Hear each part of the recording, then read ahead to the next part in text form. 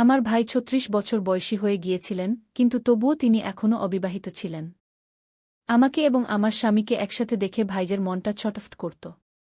যখনই আমার স্বামী কোথাও বাইরে যেত, সুযোগ পেয়ে ভাই আমাকে তার রুমে ডেকে নিত অথবা রাত জেগে আমার রুমেই চলে আসতেন। একবার ভাই অফিস থেকে রাত দেরি করে বাড়ি ফিরলেন। এসেই তিনি তার রুমে গিয়ে কম্বল জড়িয়ে ঘুমিয়ে পড়লেন। সকালে তাকে চা দিতে আমি তার রুমে গেলাম। সেই সময় তিনি আমাকে তার কাছে ডাকলেন। যখন ভাই সাহেব তার গা থেকে কম্বল সরালেন, তখন সামনের দৃশ্য দেখে আমি হতবাক হয়ে গেলাম। তার গা থেকে কম্বল সরে যেতেই আমার নজর আটকে গেল তার দিকে, কারণ তারটা এত বড় ছিল যে কি বলবো। তারপর তিনি বললেন, স্বাগতম আপনাদের সবাইকে আমাদের নূপুর ভ্লগস চ্যানেলে। আমার নাম আরতি। আমার বিয়ে হয়েছে মাত্র ৪ মাস আগে। এই ৪ মাসে আমি আমার স্বামী আর্জনের আচরণে এমন কিছু দেখেছি যা আমাকে ক্রমাগত অস্বস্তিতে ফেলছিল। ছোট হোক বা বড়, যখনই আমি কিছু চাইতাম, আর্জনের একটাই উত্তর হতো, ভাইয়ের কাছ থেকে জিজ্ঞেস করে আনব অথবা ভাইয়ের কাছ থেকে টাকা নেব। প্রতিটি সিদ্ধান্তের জন্য আর্জন তার বড় ভাই বিকাশের অনুমতি নিত। আমি বুঝতে পারছিলাম না কেন আমার স্বামী তার প্রতিটি বিষয়ে তার বড় ভাইয়ের উপর নির্ভরশীল। আর্জন এবং বিকাশ দুজনই ভাই। আর্জন ছোট, আর বিকাশ বড় ভাই। বিকাশ এখনও বিয়ে করেননি এবং বাড়িতে একরকম মুখিয়ার ভূমিকা পালন করছিলেন। শুরুতে আমি ভেবেছিলাম এটি শুধু একটি অভ্যাস যা সময়ের সাথে বদলে যাবে। কিন্তু দিন যত গড়াতে লাগল, আমি বুঝতে পারলাম যে এটি আর্জনের আচরণের একটি স্থায়ী অংশ হয়ে গেছে। তাকে প্রতিবার বিকাশের মতামতের প্রয়োজন হতো, তা ছোট বিষয় হোক বা বড় সিদ্ধান্ত। এমনকি আমাদের ব্যক্তিগত বিষয়েও সে বিকাশের পরামর্শ ছাড়া কোনো পদক্ষেপ নিত না। একদিন আমি ভাবলাম যে আর চুপ করে থাকলে চলবে না। আমি এই বিষয়টি সরাসরি আর্জনের সামনে তুলে ধরতে চাইলাম। আমি ভেবেছিলাম যে আমি আর্জনের সাথে খোলাখুলি এই বিষয়ে কথা বলব। রাতের সময় ছিল, খাবার খাওয়ার পর আমি আর্জনকে বললাম, আর্জন, আমার তোমার সাথে একটি গুরুত্বপূর্ণ কথা আছে। আর্জন আমার দিকে তাকিয়ে বলল, হ্যাঁ বলো। আমি সংযতভাবে আমার কথা শুরু করলাম। আমি বললাম, এই ৪ মাসে আমি একটি জিনিস লক্ষ্য করেছি।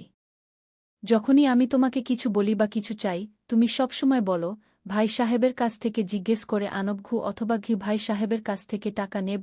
আমি বুঝতে পারছি না যে প্রতিটি জিনিসের জন্য তোমাকে তার কাছে যেতে হয় কেন।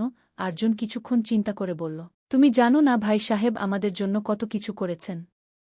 তিনি তার সমস্ত সুখের কুরবানি দিয়েছেন যাতে আমরা সবাই সুখে থাকতে পারি। আমি তার ছাড়া কোনো সিদ্ধান্ত নিতে পারি না। আমি বুদ্ধিমত্তার সাথে বললাম, আমি বুঝতে পারি যে তিনি তোমার জন্য অনেক কিছু করেছেন এবং আমি তাকে সম্মান করি। কিন্তু এখন তোমার নিজেরও একটি জীবন আছে, আমাদেরও একটি জীবন আছে। আমি তোমার সাথে একটি নতুন জীবন শুরু করতে চাই যেখানে আমরা দুজনেই আমাদের সিদ্ধান্ত নিজেরা নিতে পারি, কোনো তৃতীয় ব্যক্তির হস্তক্ষেপ ছাড়াই। আর্জন গভীর শ্বাস নিয়ে বলল, আমি বুঝতে পারছি তুমি কি বলছ, কিন্তু ভাই সাহেব সবসময় আমার জন্য সঠিক সিদ্ধান্ত নিয়েছেন। আমি তার পরামর্শ ছাড়া কিছু করতে ভয় পাই। আমি চাই না যে আমি কোনো ভুল করি। আমি ধীরে ধীরে আর্জনের হাত ধরে বললাম, ভুল আমরা সবাই করি, কিন্তু এটাই তো শেখার উপায়। যদি আমরা প্রতিবার অন্যের মতামতের উপর নির্ভর করি, তাহলে আমরা আমাদের জীবনে কখনো স্বাধীন সিদ্ধান্ত নিতে পারব না। আমি চাই যে আমরা দুজন মিলে আমাদের সিদ্ধান্ত নিজেরাই নিই, তা ছোট হোক বা বড়। আমি আমার স্বামী আর্জনকে জিজ্ঞেস করলাম যে ভাইজা কেন বিয়ে করেননি। তখন তিনি উত্তর দিলেন, এখনও পর্যন্ত আমিও এর কারণ বুঝতে পারিনি। ভাইয়ের বিয়ে করার ইচ্ছা ছিল না, তাই মা আমার বিয়ে দিয়েছেন। এখন বিকাশ ৩৬ বছর বয়সী হয়ে গেছেন। ধীরে ধীরে আমি সব বুঝতে পারছিলাম যে আমার শ্বশুরবাড়ির সমস্ত সম্পত্তি জেটজিরি। এই দিনগুলোতে তার স্বাস্থ্য কিছুটা ঠিক ছিল না। অফিসে যেতেন, কিন্তু ধীরে ধীরে সামান্য জ্বর ম্যালেরিয়ায় পরিণত হল। তখন তাকে তাড়াতাড়ি হাসপাতালে ভর্তি করতে হল। এই দিনগুলোতে হাসপাতালে টিফিন নিয়ে যাওয়া এবং আনার কারণে আমি খুব ক্লান্ত হয়ে পড়েছিলাম। ১৪ দিন পর ভাই সাহেবকে হাসপাতাল থেকে বাড়ি আনা হল। লম্বা সময় হাসপাতালের চক্কর কাটতে কাটতে আমি খুবই ক্লান্ত হয়ে পড়েছিলাম। বাড়িতে কাজের জন্য নৌকরানি ছিল, কিন্তু বাড়ির লোকেরা আমার হাতের খাবার বেশি পছন্দ করত। নৌকরানির হাতের চা কেউ খেত না। শাশুড়ি মা আমাকে রুটি বানাতেও বলতেন। একদিন আমি শাশুড়ি মাকে বললাম, মা, আমার খুব দৌড়াদৌড়ি হচ্ছে। আর্জনের জন্য আলাদা খাবার বানাতে হয়, তারপর ভাইদের জন্য মরিচমসলা ছাড়া খাবার বানাতে হয় এবং আপনাকেও আলাদা খেতে হবে। এখন ভাইয়া কিছু দিন বাড়িতেই বিশ্রাম নেবেন, তাই তার দেখভাল আপনি করে নিন। তখন শাশুড়ি মা বললেন, আরতি, তুমি এখনও তরুণ, এত তাড়াতাড়ি ক্লান্ত হয়ে গেলে কি করে। আগে আমাদের যৌথ পরিবার ছিল। তোমার বয়সে আমি কত কাজ করেছি তার ধারণাও তোমার নেই। এখন বাচ্চারা বড় হয়ে গেছে, তাই পরিবার আলাদা হয়ে গেছে। আজকালকার মেয়েরা যৌথ পরিবারে কিভাবে থাকবে? এখনই তুমি বুড়ো শাশুড়ি আর জ্যাঠাকে নিয়ে অতিষ্ঠ হয়ে গেছ। তোমার কাজে সাহায্য করার জন্য বাড়িতে কাজের মেয়ে আছে। তারপরও তোমার এত ক্লান্তি কেন হচ্ছে? শুধু কয়েকটা রুটি বানানো, তাতে এত সমস্যা কি? যখন আমি এই বাড়িতে বিয়ে করে এসেছিলাম, তখন থেকে আমি আমার শাশুড়ি মাকে কখনো রান্নাঘরে কিছু করতে দেখিনি গু। শাশুড়ি মায়ের কথা শুনে আমার মনে গভীর বিষাদ ছেয়ে গেল। আমি জানতাম যে তার কথা সঠিক, কিন্তু একই সাথে আমি অনুভব করছিলাম যে শাশুড়িমা আমার অবস্থাটা পুরোপুরি বুঝতে পারছেন না। এখন আমি কিভাবে তাকে বোঝাই যে বিষয়টা শুধু ক্লান্তির নয়? একদিন দুপুরে যখন আমি ভাইয়াকে দুধ দিতে গেলাম, তখন জ্যাঠাজি উঠলেনই না। তিনি বললেন যে তার শরীরে খুব ব্যথা হচ্ছে, তিনি একটু উঠতে পারবেন না। আমি তাকে নিজের হাতে দুধ খাওয়ালাম এবং যখন তার মাথা আমার কোলে রাখলাম, তখন তিনি যেন অন্য কিছুই দেখছিলেন। তার চোখে এক অদ্ভুত চমক দেখা যাচ্ছিল। আমি বুঝতে পেরেছিলাম যে ভাইজা কি চাইছেন। আমি তরুণ ছিলাম, কিন্তু অবিরাম কাজ করা এবং দুজনের দেখভাল করার কারণে আমার ক্লান্তি বেড়ে গিয়েছিল। হাসপাতালের চক্কর, বাড়ির কাজ এবং সবার আলাদা আলাদা প্রয়োজন মেটানো, এসব মিলিয়ে আমাকে মানসিক ও শারীরিকভাবে ক্লান্ত করে তুলছিল। কাজের মেয়ে থাকা সত্ত্বেও বাড়ির লোকেরা আমার হাতের খাবার পছন্দ করায় আমাকে আরও দায়িত্বশীল করে তুলছিল। আমি অনুভব করছিলাম যে আমার পরিশ্রমকে হয়তো যথেষ্ট গুরুত্ব দেওয়া হচ্ছে না। শাশুড়ি মায়ের তিরস্কার এবং তার প্রত্যাশার মধ্যে আমি নিজেকে এক কঠিন পরিস্থিতিতে আবিষ্কার করলাম। আমার মনে হচ্ছিল যে আমার পরিশ্রম ও নিষ্ঠাকে উপেক্ষা করা হচ্ছে, কিন্তু তবুও আমি জানতাম যে এই বাড়িতে আমার ভূমিকা গুরুত্বপূর্ণ এবং আমাকে আমার দায়িত্ব পালন করতেই হবে। আমি এক গভীর শ্বাস নিয়ে ধীরে ধীরে বললাম, মা, আমি ক্লান্তির কথা এজন্যই বলছি কারণ এসব আমার জন্য নতুন। আমি চেষ্টা করছি যে সবার প্রয়োজন মেটাতে পারি, কিন্তু মাঝে মাঝে একটু বিশ্রামও দরকার হয়। আপনি যদি একটু সাহায্য করেন তাহলে আমার অনেক রেহাই মিলবে গি। শাশুড়ি মা কিছু উত্তর দিলেন না। একদিন তিনি বললেন, আমি খুব ক্লান্ত হয়ে পড়েছি, আমাকে কিছু দিনের জন্য আমার বোনের বাড়ি যেতে হবে। এতে আমি বললাম, ঠিক আছে শাশুড়ি মা, আপনি কোনো কাজ আমার উপর চাপাবেন না। যেখানে যেতে হবে তাড়াতাড়ি যান। কি এই কড়া কথা শুনে তিনি বললেন, এত তাড়াতাড়ি নয়, যখন যাব তখন তোমাকে বলে দেব। এরপর 1 মিনিট ধরে বক্তৃতা দিয়ে তিনি সব কাজ আমার উপর চাপিয়ে দিলেন। ভাইয়ার অসুস্থতার কারণে তার অফিসের অনেক কাজ আরেকজনকে সামলাতে হচ্ছিল, তাই সে রাতে দেরি করে বাড়ি ফিরত। একদিন দুপুরে যখন আমি ভাইয়াকে দুধ দিতে গেলাম, তখন দেখলাম যে তার শরীরে খুব ব্যথা হচ্ছে, তিনি একটুও হাত তুলতে পারছেন না। আমি তাকে নিজের হাতে দুধ খাওয়ালাম এবং দুধ খাওয়ার পর তার মুখ আমার শাড়ির আঁচল দিয়ে মুছে দিলাম। আমি যেই আঁচল সরালাম, তিনি আমাকে এক ভিন্ন দৃষ্টিতে দেখতে লাগলেন। ভাইয়ার অসুস্থতার সময় সারা দিন আমি তার পাশেই বসে থাকতাম, কারণ তার যে কোনো সময় কোনো কিছুর প্রয়োজন হতে পারে। আমি তাকে নিজের হাতেই খাওয়াতাম। ভাইজা তার স্বাস্থ্য ঠিক না হওয়ায় পুরো সপ্তাহের ছুটি নিয়েছিলেন। এই সপ্তাহের 4 দিন কেটে গিয়েছিল এবং এই 4 দিনে আমি তার খুব যত্ন নিয়েছিলাম। আমার এই যত্নে জ্যাঠাজি এতটাই প্রভাবিত হয়েছিলেন যে তিনি আমাকে বললেন, আরতি, তোমার কি চাই? যা ইচ্ছে আমি তোমাকে দিয়ে দেব। আমি বললাম, ভাইজা, গত সপ্তাহে আমি একটা নতুন সোনার নেকলেস দেখেছিলাম, সেটা লেটেস্ট ডিজাইনের ছিল এবং সেটা নেওয়ার আমার খুব ইচ্ছা ছিল। কিন্তু আর্জন টাকার অভাবে সেটা নিতে মানা করেছিল ও আমি হতাশ হয়ে কথা বলেছিলাম, কারণ এখন সুযোগ পেয়ে আমি এটা ছাড়তে চাইনি।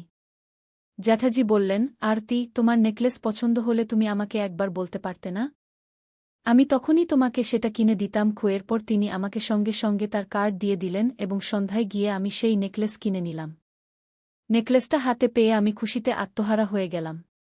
ধীরে ধীরে আমাদের চোখে চোখ পড়তে পড়তে আমরা দুজন এক অপর। আমি জেটজির অসুস্থতার সময় তার দেখাশোনা করতে এসেছিলাম, কিন্তু সাহেবের দেখাশোনা করতে করতে আমাদের মধ্যে এমন কিছু হয়ে যাবে তা আমি কল্পনাও করতে পারিনি। জেটজি আমাকে যে নেকলেসটি দিয়েছিলেন তা দেখে আর্জন অবাক হয়ে গেল। সে বলল, ভাইজা আমাকে কখনো এত দামি শপিং করতে দেননি, তাহলে একবারে তোমাকে এত বড় শপিং কিভাবে করিয়ে দিলেন? আমি এটা বিশ্বাস করতে পারছি না। ভাইজা তার ছোট ভাইকে আজ পর্যন্ত এত শপিং কখনো করাননি। মাত্র 3 দিনের মধ্যে ভাইজা আমার প্রতি এতটা আকর্ষণ অনুভব করলেন যে আমার একটি কথায় তিনি আমার যা ইচ্ছা ছিল তা পূরণ করে দিলেন। যাই হোক, ভাইয়া অসুস্থ ছিলেন, তাই অফিসে যেতে পারছিলেন না। সেই সময় কোম্পানির একটি গুরুত্বপূর্ণ মিটিং ছিল যা অন্য শহরে হওয়ার কথা ছিল। ভাইয়ার অসুস্থতার কারণে তিনি নিজে যেতে পারেননি, তাই তিনি তার জায়গা আর্জনকে পাঠিয়ে দিলেন। পরের 4 দিন আর্জনকে বাইরের শহরে থাকতে হবে। সেই দিন সকালে আর্জন যখন শহরের উদ্দেশ্যে রওনা হয়ে গেল, তারপর আমি গোসল করতে গেলাম। যখন আমি গোসল করে বের হয়ে এলাম, তখন আমার ভেজা চুলে তোয়ালে জড়িয়ে ছিল।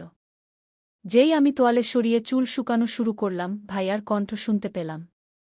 তিনি আমাকে আমার নাম ধরে ডাকছিলেন। ভাইয়ার জোরালো কণ্ঠ শুনে আমি বুঝতে পারলাম যে তিনি কতক্ষণ ধরে আমাকে ডাকছিলেন। কিন্তু শাশুড়িমা বাড়িতেই ছিলেন, তাই তিনি তার ছেলের কণ্ঠকে উপেক্ষা করে দিলেন।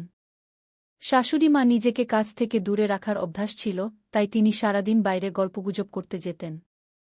তখনই আমি দৌড়ে ভাইয়ার ঘরে গেলাম। দৌড়ানোর সময় আমার চুল থেকে জড়ানো তোয়ালেও পড়ে গেল। ঘরে পৌঁছে আমি বললাম, ভাইজা, আপনার কিছু দরকার ছিল? আমি গোসল করছিলাম, তাই আপনার কণ্ঠ শুনতে পাইনি। ভাইজা বললেন, আরতি, আজ আমার একটু তাড়াতাড়ি ক্ষুধা পেয়েছে। যদি নাস্তা পাওয়া যেত তাহলে ভালো হতো, তাই আমি তাড়াতাড়ি নাস্তা বানানোর সিদ্ধান্ত নিলাম। যাওয়ার আগে আমি ভাবলাম ভাইয়াকে তার নাস্তার আগের ওষুধটা দিয়ে দিই। তার ওষুধের বাক্স তার বিছানার পাশে রাখা ছিল, কিন্তু বাক্সটা বেশ নিচে ছিল। যেই আমি তা নিতে নিচে ঝুঁকলাম, আমার পিঠে ভাইয়ার হাতের স্পর্শ পেলাম। আমি তৎক্ষণাৎ সোজা হয়ে দাঁড়িয়ে তার দিকে তাকালাম। কিছু বলতে যাচ্ছিলাম, ভাইয়া বললেন, আরতি, তোমার পিঠে তোমার ভেজা চুলের পানি পড়ছিল। ভেজা চুলে তুমি আরও বেশি সুন্দর লাগছ। ও সকাল সকাল ভাইজা আমার সৌন্দর্যের প্রশংসা করতে লাগলেন।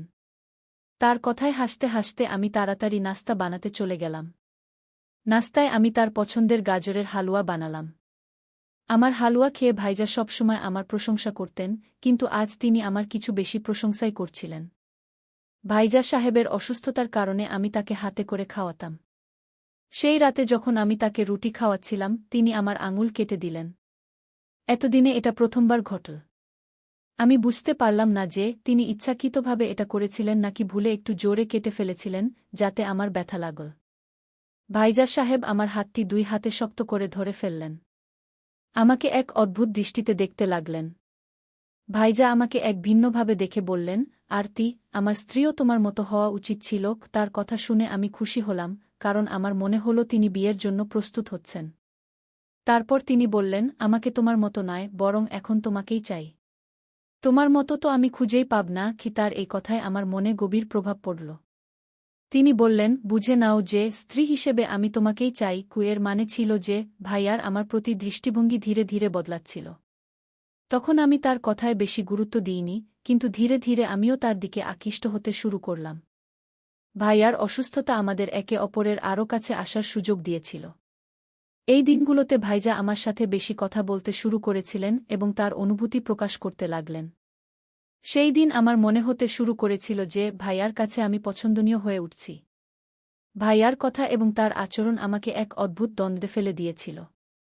একদিকে আমি তার প্রতি আকৃষ্ট হচ্ছিলাম, অন্যদিকে তার কথায় এবং দৃষ্টিভঙ্গিতে যে পরিবর্তন আসছিল তা আমি বুঝতে পারছিলাম না। ভাইয়ার অসুস্থতা আমাদের একে অপরের আরও কাছে নিয়ে এসেছিল, কিন্তু এই নিকটত্বের সাথে সাথে আমার মনে অনেক প্রশ্ন জেগে উঠছিল। যখন তিনি আমার প্রশংসা করেছিলেন, তখন আমি এটাকে সাধারণ ভেবেছিলাম। কিন্তু যখন তিনি বললেন যে তিনি আমার মতো নয়, বরং আমাকেই চান, তখন আমার ভেতরে এক অদ্ভুত অনুভূতি হল। আমি বুঝতে পারছিলাম না যে ভাইজা আসলে কি বলতে চাইছেন। এটা কি তার অসুস্থতার কারণে বলছিলেন, নাকি সত্যিই এমনটা অনুভব করছিলেন। একটি ভিন্ন দৃষ্টিকোণ থেকে দেখা এবং আমার আঙুল কেটে দেওয়া, এসব ইঙ্গিত দিচ্ছিল যে তাদের মনে কিছু পরিবর্তন এসেছে যা আগে ছিল না। আমার মনেও তাদের প্রতি ধীরে ধীরে আকর্ষণ বাড়তে শুরু করেছিল, কিন্তু এই পরিস্থিতি বেশ জটিল ছিল। এই দিনগুলোতে ভাইজা আমার সাথে বেশি কথা বলতে শুরু করেছিলেন, কিন্তু তার অনুভূতি প্রকাশ করতেও বেশি খুলে গিয়েছিলেন। তবে আমি বুঝতে পারছিলাম না যে এটি সঠিক নাকি ভুল। দেখতে দেখতে ভাইয়ার ছুটি শেষ হতে শুরু করল এবং আমার স্বামী আর্জনও বাড়ি ফিরে এলেন। আর্জনের বাড়ি ফেরার পর রাতে তিনি আমাকে বললেন, ভাইজা তোমাকে নেকলেস দিয়েছেন এবং শপিং করার জন্য তার কার্ডও দিয়েছেন। তিনি তোমার এত যত্ন নেন, তাহলে তুমি তার কাছ থেকে আমার জন্য 5 লাখ চেয়ে নাও। আমার কিছু জরুরি প্রয়োজন এবং আমার টাকা দরকার। আর্জন এবং আমার মধ্যে একটি ভিন্ন ধরনের সম্পর্ক গড়ে উঠছিল এবং আমি তার উদ্দেশ্য বুঝতে পারছিলাম না। আমি তাকে জিজ্ঞাসা করলাম, তোমার এত টাকার প্রয়োজন কেন? তিনি উত্তর দিলেন, আমার একটি গাড়ি কিনতে হবে, এটা আমার স্বপ্ন। আমি সম্মতি দিলাম এবং আর্জন ঘুমিয়ে পড়লেন। তারপর আমি আমার ঘর থেকে বেরিয়ে এলাম কারণ আমি ভাইয়াকে হলুদ দেওয়া দুধ দিতে ভুলে গিয়েছিলাম। গত কয়েকদিন ধরে ভাইয়া ক্যালসিয়ামের অভাবে হলুদ দেওয়া দুধ পান করছিলেন, তাই আমি প্রতিদিন রাতে তাকে দুধ দিতাম। সেই রাতেও আমি তার ঘরে দুধ নিয়ে গেলাম। দুধের গ্লাস তার ঘরে রেখে আমি বেরোতে যাচ্ছিলাম, তখন ভাইজা আমার হাত ধরে ফেললেন। তিনি বললেন, আরতি, এত তাড়াতাড়ি যাচ্ছ কেন? বসো, আমি তোমার সাথে কথা বলতে ভালোবাসি। ভাইজা আমার ছোটখাটো কথায় মন দিচ্ছিলেন। তিনি বললেন, এই নাইটি তোমার উপর খুব সুন্দর লাগছে। তুমি তো খুবই সুন্দর দেখতে। আমার এত প্রশংসা তো আর্জনও করেনি। আমার মনে হতে শুরু করল যে ভাইয়ার আমার প্রতি অনুভূতি বদলে গেছে। আমি সাহস করে বললাম, ভাইজা, আমার কিছু প্রয়োজন ছিল এবং তার কাছ থেকে 5 লাখ চেয়ে নিলাম। যদি আমি আর্জনের নামে টাকা চাইতাম তাহলে তিনি কারণ জিজ্ঞাসা করতেন এবং সম্ভবত টাকাও দিতেন না। কিন্তু আমি আমার নামে টাকা চাইলে ভাইজা আমাকে কিছু বললেন না, বরং তিনি অন্য কথাই বলতে শুরু করলেন। তিনি বললেন, আরতি, যখন তুমি আর্জনের সাথে থাকো তখন আমার তার উপর ঈর্ষা হয় কারণ তার তোমার মতো সুন্দর স্ত্রী আছে। কখনো কখনো আমি ভাবি, তুমি আমার সাথে কেন নেই? কথা বলতে বলতে তিনি আমার চুলে হাত বুলাতে শুরু করলেন। আমাদের মধ্যে কিছু ঘটতে চলেছিল, কিন্তু হঠাৎ ভাইজা আমার থেকে দূরে সরে গেলেন। আমি কখনো তাকে না বলিনি, এর মানে হলো সেই সব কথার মধ্যে কোথাও না কোথাও আমার সম্মতি ছিল। এখন ভাইজা আমার থেকে দূরে সরে গেলেন। তারপর তিনি আমাকে সেখান থেকে যেতে বললেন। কিছুক্ষণ আগে তিনি আমার কাছাকাছি আসার চেষ্টা করছিলেন, কিন্তু হঠাৎ এমন কি হল আমি বুঝতে পারলাম না। সেই রাতের পর 4 দিন ধরে ভাইজা আমার সাথে একবারও কথা বলেননি। তিনি নিঃশব্দে আমার হাতে 5 লাখের চেক দিয়ে দিয়েছিলেন। আমি সেই চেক আর্জনকে দিলাম। আর্জুন বললেন, ভাইজা এত উদার হয়ে গেলেন কি করে? এটা তো আমি বুঝতে পারছি না। তিনি তো প্রতিদিন হিসাব নেন, আর তোমাকে একবারে এত বড় অঙ্ক দিয়ে দিলেন কি? ভাইজা এবং আমার মধ্যে কী ধরনের সম্পর্ক গড়ে উঠছিল সে সম্পর্কে আর্জনের কোনো খবরই ছিল না। আমি তার কথায় শুধু মাথা নাড়লাম। পরের 5 দিন পর থেকে শাশুড়ি তার বোনের বাড়ি যাওয়ার প্রস্তুতি নিতে শুরু করলেন। তিনি সকাল সকাল আমাকে 5 কিলো লাড্ডু এবং অনেক মিষ্টি আনানো হয়েছিল। আমি বুঝতে পারছিলাম না যে সে বোনের বাড়ি যাচ্ছে নাকি পিকনিকে। আমি শাশুড়ি মায়ের জন্য সব কিছু প্রস্তুত করে দিয়েছিলাম এবং এই প্রস্তুতিতে এত ব্যস্ত হয়ে গিয়েছিলাম যে সকাল থেকে চা পর্যন্ত খাইনি। উঠার পর থেকে আমি শুধু মুখ ধুয়ে ঘর থেকে বের হয়েছিলাম। শাশুড়ি মায়ের সব শপিং 10টার মধ্যে করিয়ে দিয়েছিলাম। তারপর সে যাওয়ার প্রস্তুতি নিতে শুরু করল। সেই দিন 12টা বেজে গিয়েছিল এবং আমার গোসলের সময়ও হয়ে গিয়েছিল। কিছুক্ষণ পর শাশুড়ি মা তার বোনের বাড়ি চলে গেলেন এবং আর্জুনও অফিসে যাওয়ার জন্য বেরিয়ে গেলেন। এই সময় ভাই সাহেবও অফিসের জন্য বেরোচ্ছিলেন। বাড়িতে এখন আমি একা ছিলাম। কাজের মেয়েও সব কাজ সেরে চলে গিয়েছিল। সবাই চলে যাওয়ার পর আমি আরাম করে গোসল করতে বাথরুমে চলে গেলাম। গোসলের পর আমি আমার রুমে শাড়ি পরছিলাম। আমি শুধু পল্লুই পরেছিলাম, এমন সময় আমার রুমের দরজা খুলে গেল এবং সামনে থেকে জেঠজি ভেতরে এলেন। তাকে দেখে আমি পুরোপুরি হতবাক হয়ে গেলাম, কারণ আমার শরীরে পল্লুও ঠিকমতো ছিল না। আমি তাড়াতাড়ি পল্লু পরতে লাগলাম। জেঠজি আমার দিকে এগিয়ে এসে বললেন, আরতি, এত তাড়াহুড়োর দরকার নেই। তোমার শুধু একটু শাড়িই তো এলোমেলো হয়েছে। আমার তোমার সাথে কিছু কথা বলার আছে। এখন বাড়িতে কেউ নেই, তাই আমি অর্ধেক পথ থেকে ফিরে এসেছি। ভাইয়া বাড়িতে কাউকে না পেয়ে আমার সাথে এমন কি গোপন কথা বলতে চাইছিলেন? আমার মনে অসংখ্য প্রশ্ন ঘুরপাক খাচ্ছিল। আমি ভাবছিলাম, এমন সময় ভাই সাহেব আমার সামনে এসে আমাকে ক্ষমা চাইতে লাগলেন। জেঠজির ক্ষমা চাওয়ার এই পদ্ধতি আমার জন্য খুবই অদ্ভুত ছিল। আমার মনে প্রশ্নের ঘূর্ণিঝড় চলছিল যে শেষ পর্যন্ত ভাইয়ার কি বলার ছিল যে তিনি এত সাসপেন্স তৈরি করলেন। যখন ভাইয়া আমার সামনে এসে ক্ষমা চাইতে লাগলেন, তখন আমি অবাক হয়ে জিজ্ঞেস করলাম, ভাইয়া, আপনি আমাকে কি জন্য ক্ষমা চাইছেন? জেঠজি বললেন, আরতি, 4 দিন আগে যখন তুমি রাতে আমাকে হলুদ দুধ দিতে এসেছিলে, তখন আমি তোমার সাথে খারাপ ব্যবহার করেছিলাম এবং তোমাকে রুম থেকে চলে যেতে বলেছিলাম। সেই দিন আমার আচরণ আমাকে খুব খারাপ লাগিয়েছে, তাই আমি তোমার কাছে ক্ষমা চাইতে এসেছি। আমি বললাম, কোনো ব্যাপার না ভাইয়া, আমার আপনার সেই আচরণে একটুও খারাপ লাগেনি। আপনি তো আমার নিজের মানুষ। আমার এই কথা শুনে ভাইয়া আরও বেশি আমার কাছাকাছি চলে এলেন। তিনি বললেন, তোমার এই আপনত্ব আমাকে পাগল করে দেবে। এরপর তিনি আবার আমার সাথে নিকটতা বাড়ানোর চেষ্টা করলেন। এবার আমি তাকে থামানোর বদলে আমিও পুরোপুরি তার সাথে সাড়া দিতে লাগলাম। এবং সেই সব ঘটতে চলেছিল, এমন সময় হঠাৎ ভাই সাহেব আমাকে কাছ থেকে দূরে সরিয়ে দিলেন এবং ক্ষমা চেয়ে সেখান থেকে চলে গেলেন। এই আচরণে আমার রাগ হতে লাগল। বারবার আমার কাছাকাছি এসে আমার অনুভূতিকে জাগিয়ে মুহূর্তেই দূরে চলে যাওয়া আমার বিরক্তিবোধ বাড়িয়ে দিচ্ছিল। ভাইয়া আবার এমন করলেন, কিন্তু এবার আমি ঠিক করলাম যে আমি তার কাছেই যাব। সেই রাতে জেটজির আচরণ আমাকে পুরোপুরি বিভ্রান্ত করে দিয়েছিল। যখন তিনি আমাকে ক্ষমা চাইলেন এবং আবার কাছে এসে নিকটতা বাড়ানোর চেষ্টা করলেন, তখন আমার মন আরও অস্থির হয়ে উঠল। আমি তার ইচ্ছাকে নিয়ে গভীরভাবে ভাবতে শুরু করলাম। তার হঠাৎ করে দূরে চলে যাওয়ার কারণ কি ছিল? তার মনে কি সত্যিই আমার প্রতি কোনো অনুভূতি ছিল, নাকি এসব কিছুই ভুল বোঝাবুঝি? যখন আমি রাতে বিছানায় শুয়েছিলাম, তখন জেটজির আচরণ নিয়ে ভাবতে ভাবতে ঘুম আমার থেকে দূরে ছিল। আমার মনে বারবার সেই দৃশ্যই ঘুরপাক খাচ্ছিল, তার ক্ষমা চাওয়া, তার নিকটতা, এবং তারপর হঠাৎ করে নিজেকে দূরে সরিয়ে নেওয়া। এসব কিছু বোঝা আমার জন্য কঠিন হয়ে পড়ছিল। আমি বুঝতে পারছিলাম না যে তার এই আচরণের কী অর্থ হতে পারে। সেই সময় শাশুড়ি মা বাড়িতে ছিলেন না এবং আর্জনও কিছুক্ষণের মধ্যে গভীর ঘুমে চলে গেলেন। তাই আমি সুযোগ দেখলাম। যখন আমার নিশ্চিত হলাম যে আর্জন গভীর ঘুমে আছেন, তখন আমি ধীরে ধীরে তার পাশ থেকে উঠে বাইরে চলে গেলাম। আমি নিজেকে টেনে নিয়ে জেটজির রুমে পৌঁছলাম। ভাইয়া ঘুমোতে দেখাচ্ছিলেন। আমি তার কাছে পৌঁছলাম, এমন সময় হঠাৎ রুমের লাইট জ্বলে উঠল। পিছনে ফিরে তাকাতেই দেখলাম সামনে আর্জন দাঁড়িয়ে আছে। আর্জন বলল, আরতি, তুমি আমার ভাইয়ের সাথে কি করছ? আর্জন হঠাৎ আমাকে ভাই সাহেবকে হাত দিতে দেখে তৎক্ষণাৎ আমার হাত ধরে ফেলল এবং আমি আমার হাত ছাড়ানোর চেষ্টা করলাম। আমাদের শোরগোলে ভাইয়াও ঘুম থেকে জেগে উঠলেন এবং তিনি কিছুই বুঝতে পারছিলেন না যে কি হচ্ছে। আর্জন বলল, ভাইয়া, আপনি একদম চিন্তা করবেন না। আমি আপনাকে সাথে কোনো অন্যায় হতে দেব না।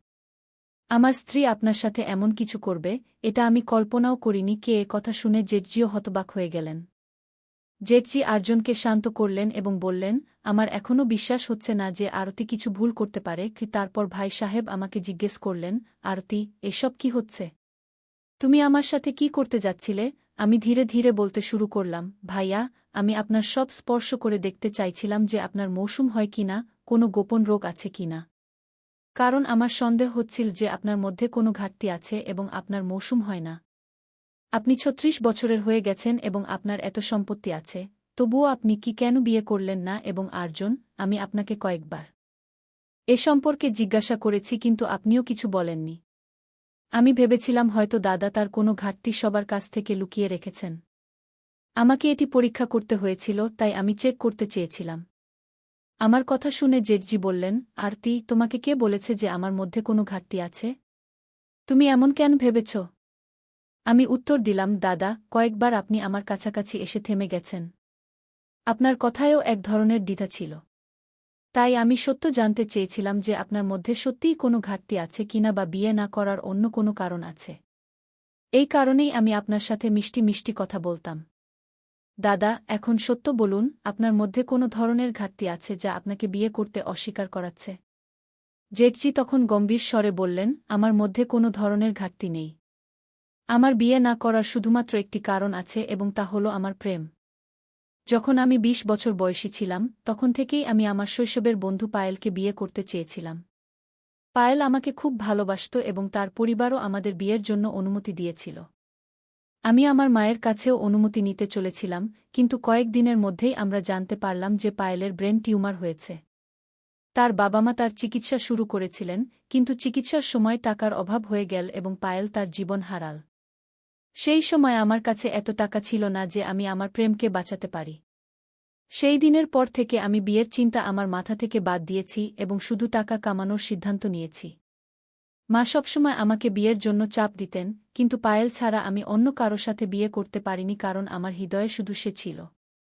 কখনো কখনো তোমাকে এবং আর্জনকে একসাথে দেখে আমার বিয়ের ইচ্ছা হতো, কিন্তু যখনই আমি তোমার সাথে কথা বলতাম, আমার পায়েলের কথা মনে পড়ে যেত। শেষ পর্যন্ত আমি আমার মনকে বুঝে ফেললাম যে যতই চেষ্টা করি না কেন, আমি পায়েল ছাড়া অন্য কারো সাথে বিয়ে করতে পারব না। কথা বলতে বলতে দাদার চোখ থেকে অশ্রু চলে এল। তারপর আর্জন তাকে সামলে নিল। এরপর আমি বললাম, দাদা, আমি আপনার জন্য খুব চিন্তিত হই। আপনি হৃদয় থেকে খুব ভালো মানুষ এবং এত টাকাও উপার্জন করেন। আপনি আপনার ছোট ভাইকেও সঠিক পথ দেখিয়েছেন। কাল আমাদের সন্তান আপনাকে বড় পাপা বলবে, কিন্তু সে আপনাকে পাপা বলবে না। যতই হোক, আপনার সন্তান এবং আমাদের সন্তানের মধ্যে কিছুটা তফাৎ তো থাকবেই। কালকে বাচ্চাদের পড়াশোনার জন্য আমাদের অন্য শহরে যেতে হতে পারে। শাশুড়ি মায়ের এখন আর কোনো কাজ হয় না। শেষ পর্যন্ত সে আমাদের সাথে কত বছর থাকবে এটা বলা যায় না। আপনি কতদিন একা জীবন কাটাবেন? এখনও আপনার বিয়ের সময় যায়নি। একবার কোনো মেয়েকে আপনার জীবনে একটু সময় দিয়ে দেখুন, নিশ্চিতভাবেই আপনি তার মধ্যেও আপনার পায়েলকে খুঁজে পাবেন। আপনার ঘর বাঁধতে দেখে মাও সন্তুষ্ট হবেন। দাদা, দয়া করে এখন বিয়ের কথা ভাবুন। এখনও আপনার বিয়ের সময় যায়নি। এত দিনে আপনি বিয়ে করে ফেলুন। এই কারণেই আমি এইসব চেষ্টা করছিলাম। আমার কথা শেষ হতে না হতেই আরজন আমার কাছে এবং দাদার কাছে ক্ষমা চাইতে শুরু করল। সে বলল, আরতি, আমাকে ক্ষমা করে দাও। আমি তোমাকে ভুল বুঝেছিলাম। আমার বড় ভাই যে আমার কাছ থেকে টাকার হিসাব নিত, সে তোমাকে এক কথায় সব কিছু বাড়িতে পা রাখতেই আমি গভীর শ্বাস নিলাম এবং মনে মনে ঈশ্বরকে ধন্যবাদ জানালাম। আমার সমস্ত প্রচেষ্টা শেষ পর্যন্ত সফল হয়েছিল।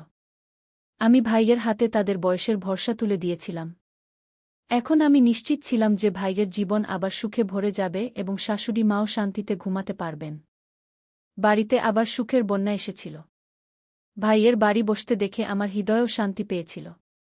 জীবন একটি নতুন মোড় নিয়েছিল এবং এই মোড়ে সবার মুখে হাসি ছিল। শেষ পর্যন্ত সবকিছু ভালো হয়ে গিয়েছিল।